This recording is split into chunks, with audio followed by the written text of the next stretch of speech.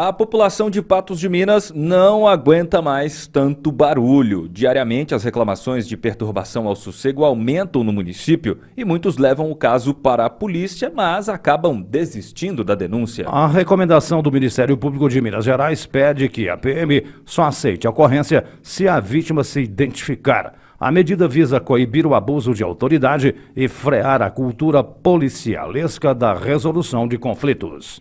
Estamos ao vivo com o Dr. José Carlos de Oliveira Campos Júnior, da 5ª Promotoria de Justiça da Comarca de Patos de Minas, para nos explicar um pouco mais essa recomendação do MP. Muito bom dia, doutor. Seja bem-vindo à Jovem Pan Patos. Eu já emendo a primeira pergunta para o senhor. Por que o Ministério Público recomendou que a PM de Patos de Minas passasse a identificar os denunciantes nos casos de perturbação ao sossego? Seja bem-vindo, bom dia. Bom dia, Edilson. Bom dia, Flávio. Bom dia, audiência da Jovem Pan Patos. É um prazer estar aqui. Bem, a gente atua nessa matéria de poluição sonora desde 2013, quando assumimos a Curadoria do Meio Ambiente e o Juizado Especial Criminal. Hoje, essa questão ela pode ser gerar de responsabilidade de 3 esferas: esfera administrativa, civil e penal.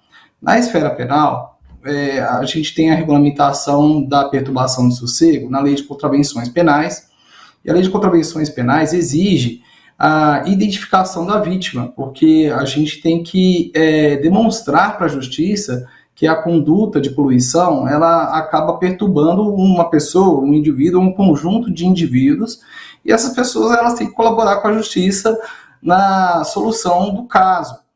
Então, a polícia ela precisa do apoio de quem a solicita para que a justiça seja feita.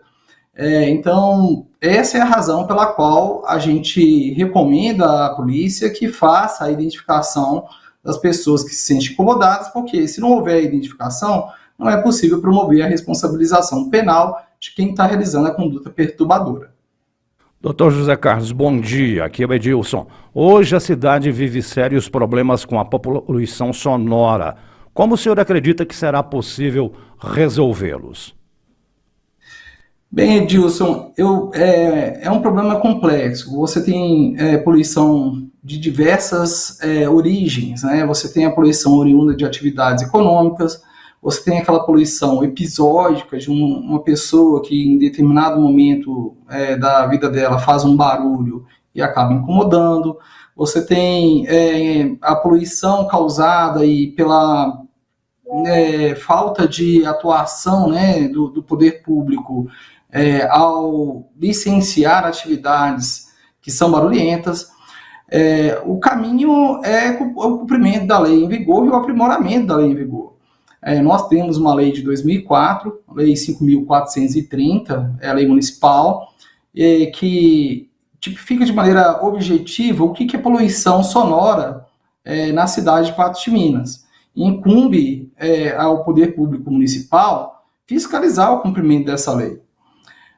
Só que quando ocorre a fiscalização, existe a reação, isso gera um ônus político. E acaba que esse ônus político e a pressão das próprias pessoas afetadas pela fiscalização fazem com que o poder público não fiscalize mais. No âmbito criminal, nós temos uma dificuldade técnica, porque nós temos que fazer medição do ruído com equipamento, o decibelímetro, né? Porque a gente tem que comprovar a superação de limites de ruído em decibéis previstas na legislação para que se configure a poluição. Então, nem sempre as instituições envolvidas na fiscalização dispõem desses equipamentos calibrados e adequadamente preparados para a medição. E afora o fato de que também não existe número de pessoal, né, quantitativo de pessoal suficiente para atender todas as demandas. Então, são desafios. E temos também essa cultura, como você citou no início aí da sua fala, desse bloco, a cultura policialesca. As pessoas elas querem resolver tudo através da polícia. Às vezes um diálogo com o vizinho é suficiente para tentar resolver essa situação. Então, as pessoas elas já partem para o litigioso. E como não é inevitável partir para o litigioso, né, para acionamento da polícia, as pessoas não querem se envolver na resolução dos conflitos. Elas querem que o problema seja resolvido, mas elas não querem participar da resolução do problema. Então, é inviável. A gente precisa que as pessoas que se sentem incomodadas com o excesso de ruídos, elas venham a depor em juízo, porque sem isso a gente tem que arquivar as investigações em andamento. Doutor, nós temos mais um minutinho e duas perguntas para o senhor. A primeira é a seguinte: a poluição sonora, até lembrou em off aqui o Edilson Guimarães numa conversa comigo, é um problema que atinge toda a sociedade, e às vezes não só o indivíduo. Nesse caso, o indivíduo, a sociedade não é prejudicada, e como é que a gente identifica a sociedade como um todo para resolver esses conflitos? Bem, na perturbação do sossego exige-se a identificação de um indivíduo. Na poluição sonora nós temos atuado, nós temos ações civis públicas propostas, por exemplo, contra os sindicatos produtores rurais, em virtude do grande transtorno causado no período da FENAMIL, tentando chegar num ponto razoável, contra indústrias aqui da cidade que geram barulho. Então, assim, existe a poluição sonora que está regulamentada na Lei de Crimes Ambientais. Existe a poluição sonora, que a gente chama de perturbação do sossego, que está na Lei de Contravenções Penais. Na Lei de Contravenções Penais é exigida a identificação da vítima, porque aí não se atinge toda a sociedade. Por exemplo, um cara que para um som automotivo numa região da cidade e liga aquele som e deixa em alto volume. Vai prejudicar aquela região específica da cidade, não a cidade como um todo. Os vizinhos daquela região podem acionar a polícia, mas tem que se identificar na hora da lavratura do boletim de ocorrência.